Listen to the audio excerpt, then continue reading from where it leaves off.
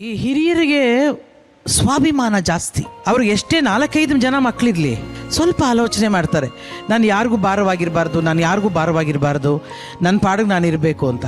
ಈಗಲೂ ನೋಡು, ನಿನಗೆ ಗಿಫ್ಟ್ ತಂದುಕೊಟ್ರೆ ಹೊರತು ನಿನ್ನಿಂದ ಅವ್ರು ಏನು ಬಯಸಲೇ ಇಲ್ಲ.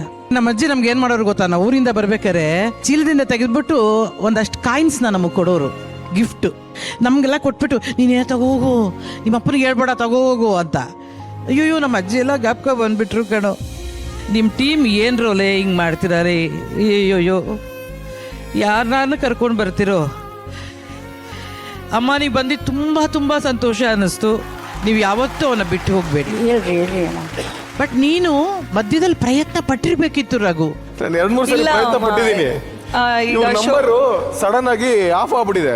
ಇವ್ರ ನಂಬರ್ ಇಲ್ಲ, ಇನ್ನೊಬ್ರು ನಂಬರ್ ಇದೆ, ಅವ್ರಿಗೆ ಫೋನ್ ಮಾಡಿದ್ರೆ ನಾನು ಆಚೆ ಇದ್ದೀನಿ, ಎಲ್ಲಿದ್ದೀರ ಹೇಳ್ರಿ. 1-2 ಸರಿ ಕೇಳಿದೆ, ನನಗೆ ಸಿಕ್ಕಾಪಟ್ಟೆ ಕೋಪ ಬಂದ್ಬಿಡ್ತು. ಆಯ್ತು ಹೋಗು, ಹೋದ್ರೆ ಹೋಗ್ಲಿ, ಹೆಂಗಿದ್ರು ಫೋನ್ ಮಾಡ್ತಾರಲ್ಲ ಮಾಡ್ಲಿ ಬಿಡು ಅಂತ. ಬಟ್ ನಮ್ಮ ಅಪ್ಪ ಅಮ್ಮನ ಜೊತೆ ಮಾತಾಡ್ತಿದ್ರು ಫೋನಲ್ಲಿ. ನಾನು ಹೇಳ್ದೆ ಕರೆಯಂಗಿದ್ರೆ ಕರೀರಿ ಅಂದ್ರೆ ಇಲ್ಲ, ನೀನ್ ಕರೆದ್ರೆ ಮಾತ್ರ ಬರೋದು. ಮಾತಾಡ್ತಿದ್ರ ಮಗನ್ ಕೊಟ್ಟಾಗ, ಶಶಿ ಕೊಟ್ಟಾಗು, ಮೊಮ್ಮಗಳು ಇನ್ನೊಳು ಪಿಂಕಿ. ಹೋಗ್ಲಿ, ಇವಾಗ ಕ್ಷಮಿಸಿದ್ರೆ ತಾನೆ ಮೊಮ್ಮಗನ್ನ. ಹೋಗಿ ನೋಡಿ, ಇನ್ಮೇಲೆ ಬಿಟ್ಟು ಹೋಗ್ಬಾರ್ದು. ಪ್ರಾಮಿಸ್ ಮಾಡಿ. ಇಲ್ರಿ, ಹೋಗಲ್ಲ. ಇಂದೇ ಡೌನ್ಲೋಡ್ ಮಾಡಿ ಮತ್ತು ನಿಮ್ಮ ನೆಚ್ಚಿನ ಶೋಗಳನ್ನ ಆನಂದಿಸಿ.